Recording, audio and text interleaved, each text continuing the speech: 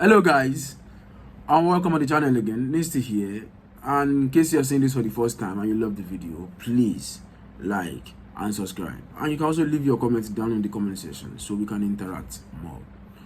So guys, I want us to talk about Manchester United and why Ole Gunnar Solskjaer is still the Manchester United manager for now. After the defeat to Liverpool, results have not actually been going all this way, and United made huge investment during the summer, bringing in Varane, Sancho, Cristiano Ronaldo, and they expect Ole to just take the team a step further this year and challenge the Cities and Liverpool for the Premier League title. But that has not been the case so far. So after the defeat, the humiliation at the hands of Liverpool, United wanted to sack Ole. But majority of the board actually wanted to give Ole more time, and Sir Alex Ferguson also chipping in as a consultant, saying Ole should be given more time, and he was given 3 games to save his job, and that was the Tottenham game, the Atlanta game away, and the Manchester City game. Okay, so they played the Tottenham game, which they won, because I said it on this channel, because Tottenham were poor themselves. So United won. They made a good job out of that, and then they got the draw away in Bergamo against Atlanta, courtesy of Cristiano Ronaldo coming up with the goals. Well, that is what United have been living on this season so far. They've been getting results based on individual performances, not as a team, not as a collective. That is why most people actually want Ole out, because the tactics is not there for the team to play together as a team. And then to the Manchester City game, which they lost 2-0 at Old Trafford, the scoreline didn't actually stretch how United were dominated, because the scoreline might just be, if you didn't see the game, you will be 2-0. Well, not bad, but it was bad because United only had a shot on target in 90 minutes, and during the second half, United had no single touch in Manchester City's boxing area, penalty area. No. So United were so poor. They were all over the place like school kids. Their defending one is right. A lot of things weren't right.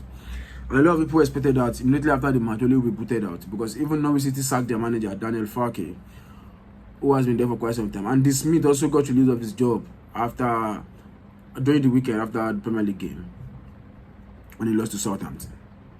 But this is why Ole Gunnar Solskjaer is still the manager of Manchester United. From my own opinion, United wanted Antonio Conte, because right now he was the first class, or let me say, yes, A-class manager out there that is free, that is available. But because of the fact that they decided to give Ole few games to save his job, in that process, United weren't quick enough to get Conte, and Tottenham acted swiftly and got Conte. And now Conte is the manager of Tottenham as well. Because I believe if Conte hadn't accepted the Tottenham job yet, Ole would have been fired by now, and Conte will have been announced as the new manager of Manchester United. But that didn't happen, because Conte had already accepted the job of Tottenham as well. So now United are left with no A-class manager available, only Zinedine Zidane, who is not actually interested in coming to England right now. And again, if you guys recall very well, Rio Ferdinand has been a very good advocate for Ole Gunnar Solskjaer, saying he should be given time still, blah and blah. But recently, Rio backtracked on that and saying that probably Ole has done what he was brought in to do, which is steady the team, steady the club. After the Jose Mourinho era, steady the club, bring belief to the team. But he feels that now is the time for Ole to hand the baton over for a new manager. And before Rio could come out to say that, I believe he's in touch with a lot of the players at United. The likes of Ronaldo, who was his teammate too, Bruno Fernandes, Marcus Rashford, Jesse Lingard, Jadon Sancho, all those England guys are very good with Rio. So definitely must have gotten a wind about 1 or 2 things going on in the dressing room, and how the players are not happy with Ole's tactics. Because after the Tottenham game, some of them there are reports coming out that they were not given more direction by Ole. They are not clear about what Ole want them to do on the pitch. And if you look at the matches United have been playing, most of the matches United have been playing this season, you actually believe that yes, it is right. Those guys just run around the pitch like school kids with no clear purpose or clear direction. They are just hoping we're just going to get to it. So with Rio saying that, definitely it is true that the players are not happy with Ole too, for him to say that. But another key reason is this. Months ago, Ed Woodward announced that Ed Woodward will be stepping down the CEO, and everybody United fan rejoiced. But around July, Ole was given a new 3-year contract by Ed Woodward, and now Ed Woodward will be stepping down in weeks. Would Ed Woodward want his final act as United CEO to be sacking off Ole Gunnar Solskjaer? And if he decides to sack Ole Gunnar Solskjaer, who is the manager available right now that United can actually bring in, that Woodward can bring in to Manchester United? Another key reason is the incoming CEO, Richard Arnold. Will he also stick with will he also stick with Ole Gunnar Solskjaer, because he's going to replace Ed Woodward as the new CEO? Will sacking Ole be the first job he's going to do as Manchester United CEO, or what? But for me, I believe the key reason for why United is still hanging on to Ole right now is because there's no manager right now they can approach. People are suggesting Brendan Rodgers. Brendan Rodgers is working with Leicester City, and most United board members will actually agree that Brendan Rodgers is not the kind of manager United actually need right now. The likes of Cristiano, Jadon, can he actually bring the best out of them?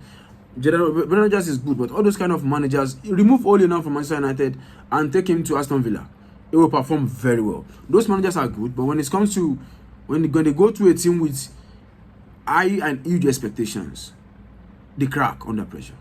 They will. Forget the fact that Brendan won the FA Cup with Leicester City and won the Community Shield also with Leicester City. If he hadn't won those two things, the world wouldn't have come down. It wouldn't be the end for Leicester City. But for a team like United, if you get to a final and you don't win, it's the end of the world. And that is why huge pressure is on Ole Gunnar Solskjaer. If a Leicester City team lost 5-0 to Liverpool, well, it's bad, but they move on.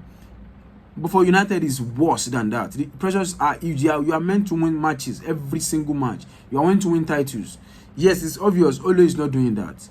But right now, guys, who do you guys think is the manager available right now that United can bring in? And will it be right for Ed Woodward to sack Ole Gunnar Solskjaer as the last piece of job he's going to do as Manchester United CEO?